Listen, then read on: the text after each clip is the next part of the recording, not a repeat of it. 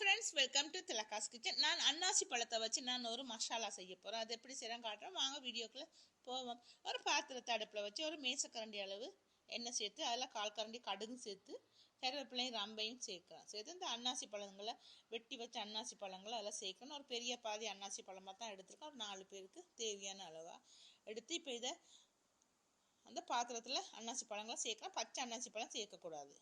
இப்போ இதுக்கு தேவையான அளவு உப்பு வந்து தூக்கலாக சேர்க்கக்கூடாது. காரத்துக்கு தனி மிளகாத்தூள் அதுவும் தேவையான அளவு சேர்க்கணும். காரம் தூக்கலாக சாப்பிட்றவங்க கூடுதலாக சேர்க்கலாம். மஞ்சத்தூளும் சேர்த்து கரம் மசாலா ஒரு 1/4 தேக்கரண்டி, பொரிமாத்தூள் 1/4 தேக்கரண்டி சேர்த்து கருவாப்பட்டை 2 பீஸ் அதையும் வச்சு இது இப்போ நல்லா நாங்கள் அந்த எண்ணெயில் கொஞ்சம் வதங்க விடுவோம்.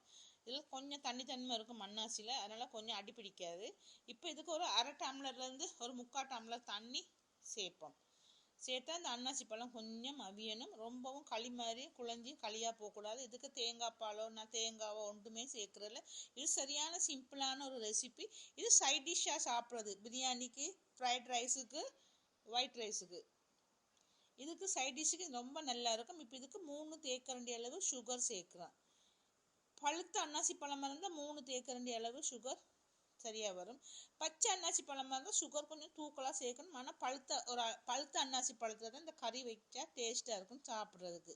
இது குழந்தைகள் கூட விரும்பி சாப்பிடுவாங்க. காரத்தை குறைச்சிட்டா அவ்வளோ டேஸ்ட்டாக இருக்கும். இது சைட் டிஷ்ஷாக fried rice, biryani, white rice எல்லாம் அவ்வளோ டேஸ்ட்டாக இருக்கும் சாப்பிட்றதுக்கு. இது இருந்தால் வேறு ஒன்றுமே தேவையில்லை. நாங்கள் பச்சடியோ ஒன்றுமே தேவையில்லை. இது ஒன்றே காணும் சாப்பிட்றதுக்கு. இப்போ பாருங்கள் தண்ணியெல்லாம் நல்லா வற்றி பிரட்டலாக அப்படியே வந்துடுது. இப்போ நாங்கள் இதை வேறு ஒரு பாத்திரத்தில் போட்டுட்டு இந்த சின்ன மாதிரி குட்டி வீடியோலாம் நான் உங்களுக்கு நிறையா போடுவேன். எல்லாம் வெஜிடேரியனாக தான் போடுவேன். பிடிச்சிருந்தா லைக் பண்ணி ஷேர் பண்ணி சப்ஸ்கிரைப் பண்ணுங்கள்.